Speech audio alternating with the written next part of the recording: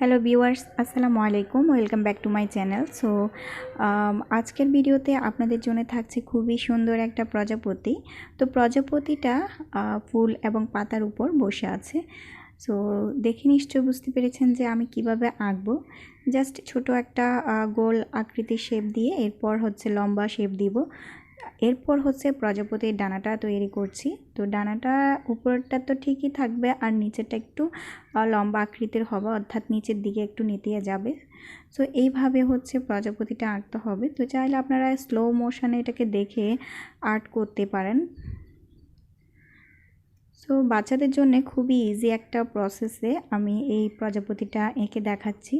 তো জাস্ট একটা সাইড করে দেখাবো, বাকি সাইডটা আপনারা নিজে থেকেই করে নেবেন, অর্থাৎ সেটা দেখাচ্ছি না। তো এটাকে আমি কোনো কালার দিয়ে করব না, এটা জাস্ট স্কেচ থাকবে।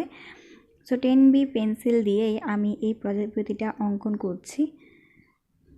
তো কিভাবে অঙ্কন করছি এটা আপনারা দেখে নিশ্চয় বুঝতে পেরেছেন। তো হালকা শেড দিয়ে এখানে দেখতে পাচ্ছেন। এরপর আঙ্গুলের সাহায্যে এটাকে একবারে স্মুথ করে নিয়েছি এবং ছোট ছোট কিছু ডট দিয়েছি, এতে করে খুবই সুন্দর একটা লুক ক্রিয়েট হয়েছে।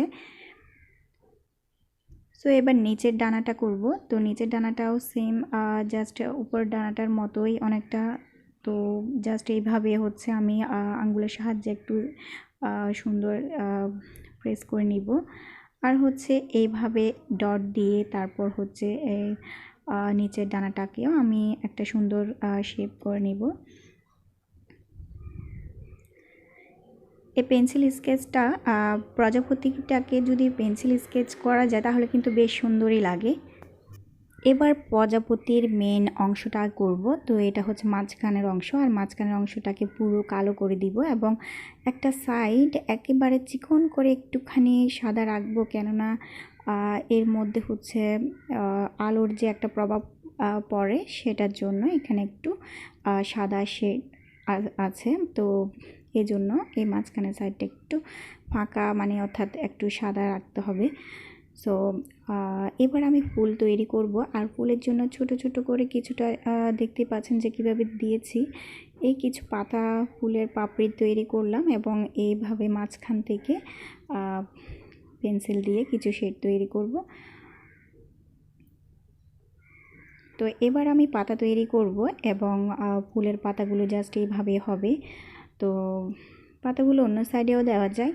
তো এইভাবে তৈরি করলে বেশ সুন্দর হয়। আর চাইলে এই ধরনের ফুল পাতা দিয়ে প্রজাপতি শেপ তৈরি করে, অর্থাৎ এই ধরনের একটা ডিজাইন তৈরি করে আপনারা চাইলে দেয়ালে আটকে রাখতে পারেন এবং ছোট বাচ্চাদেরকেও এই ধরনের শেখাতে পারেন। এটা কিন্তু ভেরি ইজি একটা প্রসেস, খুবই সুন্দর, খুবই ইজিভাবে এই ফুল পাতা প্রজাপতি এগুলো এঁকে নেওয়া যায়।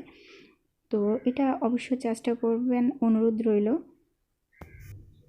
নিচের দিকের ফুলটা তৈরি করার পর এবার আমি উপরে একটা পাতা দিলাম এবং এরপরে আরেকটা ফুল দিব এবং ফুলের কলি দিব। সো ততক্ষণ পর্যন্ত পাশে থাকেন। যারা চ্যানেলটিতে নতুন ভিউয়ার্স তারা প্লিজ চ্যানেলটি সাবস্ক্রাইব করে দিবেন এবং পাশে থাকা বেল বাটনটি ক্লিক করে দিবেন, এতে করে পরবর্তী ভিডিওগুলো ছাড়ার সাথে সাথে নোটিফিকেশন আপনাদের কাছে পৌঁছে যাবে। আর যারা পুরাতন ভিউয়ার্সরা আছেন, যারা আমার চ্যানেলটাকে অলরেডি সাবস্ক্রাইব করে আমার পাশে আছেন, তো তাদেরকে জানাচ্ছি আমি অসংখ্য ধন্যবাদ। আর যারা পেজ থেকে দেখছেন তারা প্লিজ পেজটাকে ফলো করে রাখবেন এবং বেশি বেশি শেয়ার করে দিবেন, এতে করে অন্যরাও অনেক উপকৃত হবে। সো ভিডিওটি কেমন লাগলো এটা আমাকে অবশ্যই কমেন্ট করে জানাতে ভুলবেন না। ছোট বড় যারাই দেখেন না কেন এই ভিডিওটি, তারা প্লিজ ভিডিওটিকে একটা লাইক দিয়ে দিবেন এবং চ্যানেলটি সাবস্ক্রাইব করে দিবেন।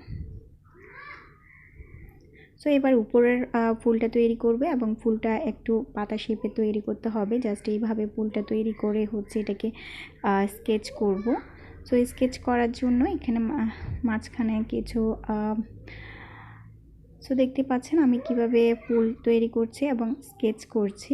পাতাটাকে স্কেচের একটা শেপ দিয়ে নিলাম এবং পাতাটা একটু অন্যরকম হয়েছে এই ফুলের পাতাটা। সো এইভাবে আমি এই ফুলের ডিজাইনটা তৈরি করে ফেললাম। এটা চাইলে আপনারা ওয়ালমেট হিসেবে ব্যবহার করতে পারেন, একটু বড় সাইজ করে এঁকে তারপর দেয়ালে টাঙিয়ে রাখতে পারেন। এটা অনেক সুন্দর একটা ডিজাইন। তো ভিউয়ার্স, ভিডিওটি ভালো লাগলে আপনারা আপনাদের ফ্রেন্ডস এবং ফ্যামিলির সাথে শেয়ার করে দিবেন, এবং এতে করে যেটা হবে, ওদের যে ছোট ছোট বাচ্চারা আছে তারা এটা ইজিলি বাচ্চাদেরকে শিখিয়ে নিতে পারবে। এবং চ্যানেলটিকে সাবস্ক্রাইব তো অবশ্যই করতে বলবেন। তো আজ আর নয়, সবাই ভালো থাকবেন, সুস্থ থাকবেন। দেখা হবে পরবর্তী একটা ভিডিওতে, নতুন কোনো আরেকটা আর্ট ভিডিও নিয়ে। সো ততক্ষণ পর্যন্ত আপনারা সুস্থ থাকবেন, ভালো থাকবেন এবং আমার জন্য দোয়া করবেন। তো আজকের মতো বিদায় নিচ্ছি। আল্লাহ হাফেজ।